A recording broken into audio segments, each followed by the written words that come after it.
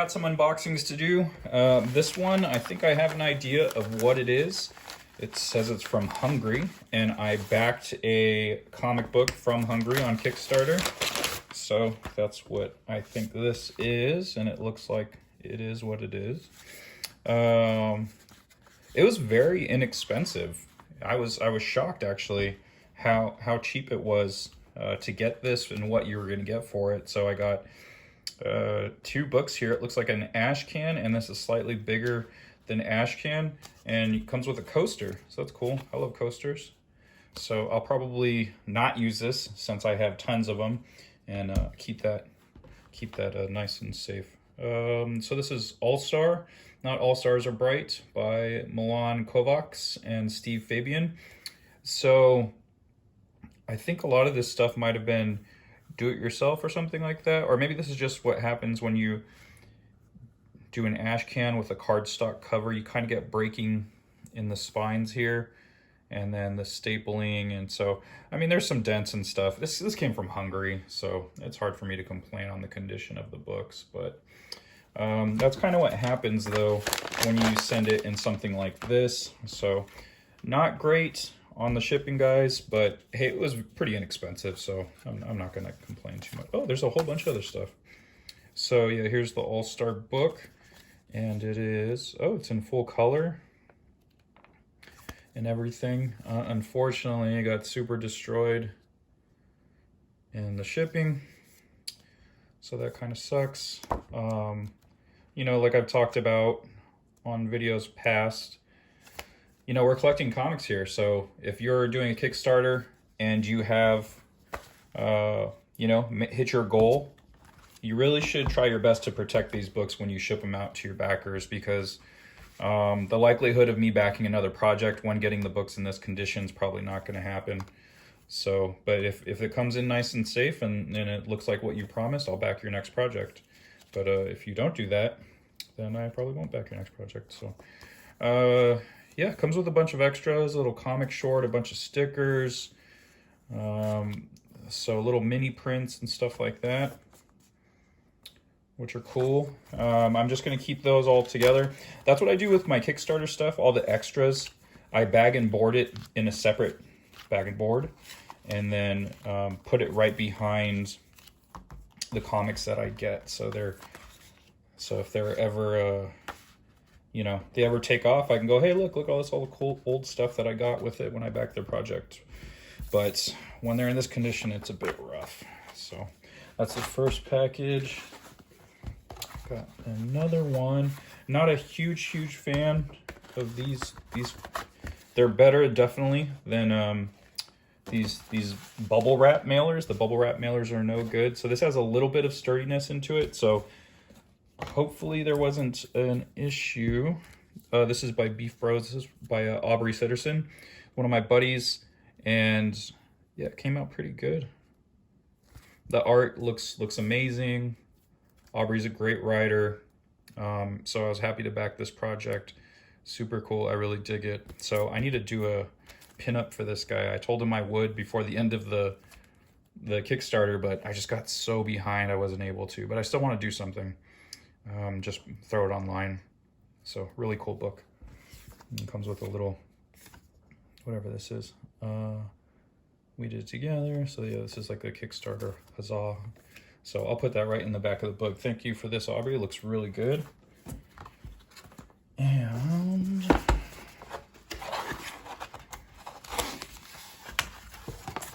oh, trickery.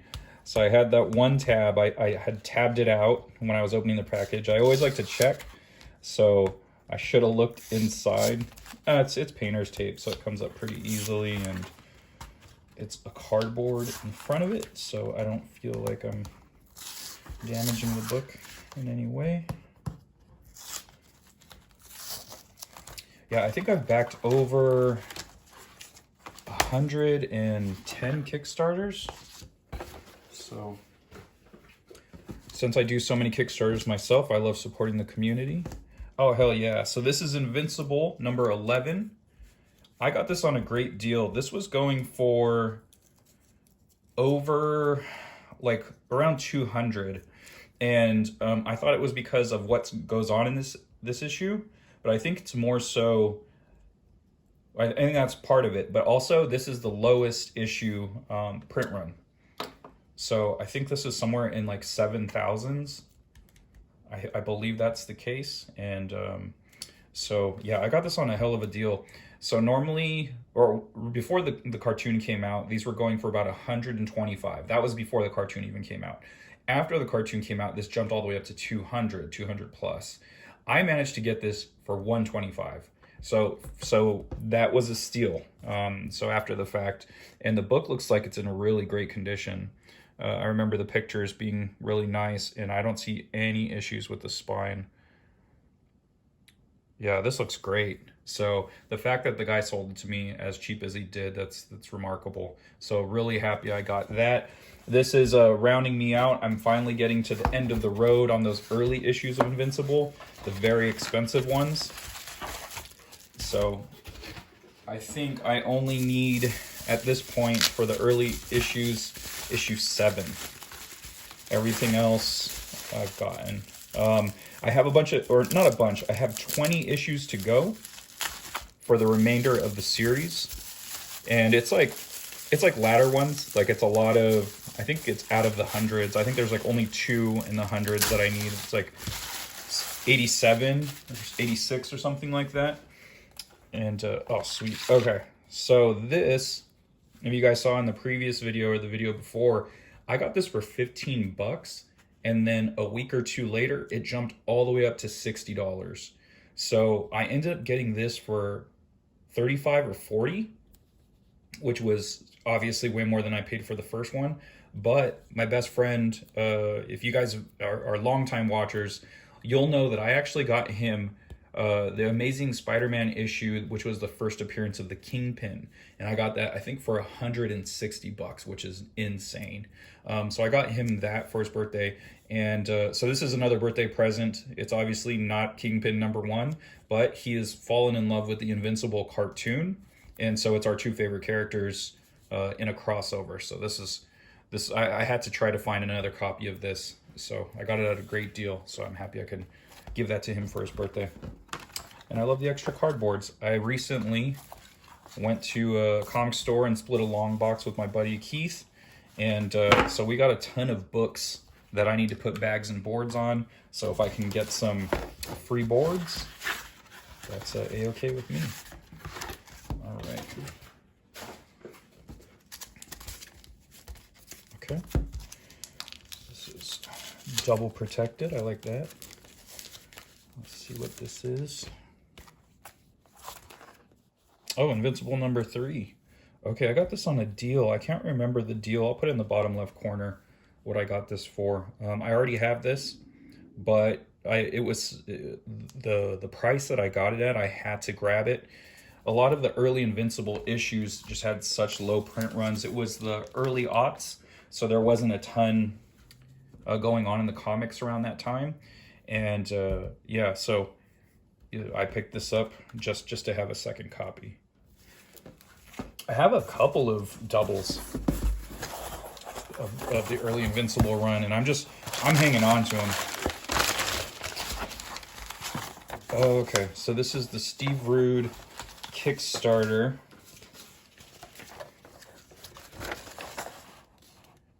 So he's got another, April 25th. Oh, so he's got 2 days on this.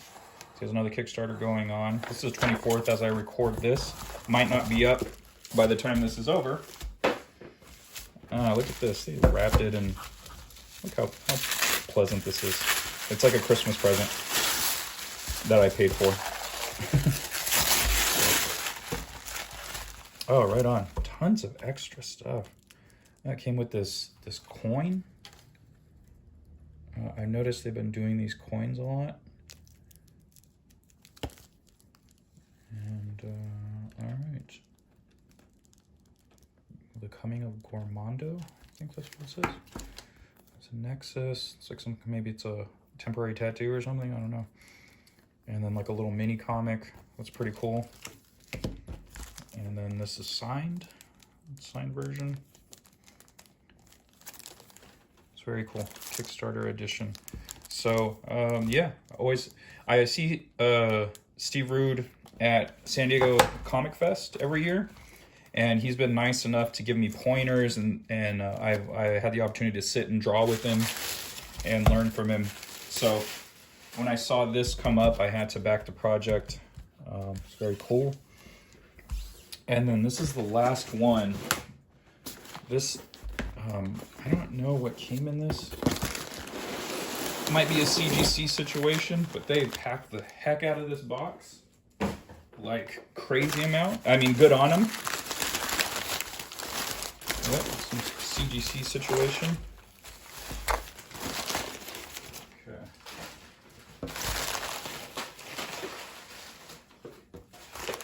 Okay. All right, I'm gonna cut through this, so I'll fast forward. Okay, so I had mentioned that the last one I needed for the early issues was number 7. I had already won this auction, but I wasn't sure if it was in the pile, if it had come yet. So I got number 7. The top 20 is done for sure. I think there's, like I said, there's probably 1 or 2 that I still need in the before the hundreds, but everything else is, you know, hundreds or later. So relatively cheap to get, so I'm not in too much of a hurry. I really should though, just in case some other characters come up and the series just keeps getting more and more popular. And then I got a second copy of number 6, so that's another double of the early run that I have. And it's a 9.2. This is a 9.0. Honestly, the copies that I've been seeing that are around 50 or 60 bucks, they're in worse condition than anything over a 9 for sure. Everything's under a 9. And I got this, so I was willing to go up to 150 for both of them, which would put it to about $75 per issue. Like I said, the ones I've been seeing of this have been going for 60 on the low end. So, and then this is a number 6, it's an earlier number. So I figured 75 bucks each was pretty fair. I think that was the cost of this issue before the cartoon came out. So I'm sure it's worth more than 75. I ended up winning this auction for $100. So I got both of them for 50 bucks, essentially already CGC'd. So CGCing cost about $25 to $30 each. So that's crazy. It's just a crazy deal, and I couldn't believe I won it. So very happy with this purchase. So, all right, guys, that's it. That was a ton of stuff. So much Invincible. You got 7, 6, 3, 11. That's great. And such an iconic cover. They've used this cover, this layout with the arm, I think on 3 or 4 different occasions in the series. And then you got the Beef Bros and Nexis. You got the All-Star guys here. And then Nexis and all these other extras. All right. Thanks so much for watching, guys. Like, subscribe, all that good stuff. And see you next time. Catchphrase.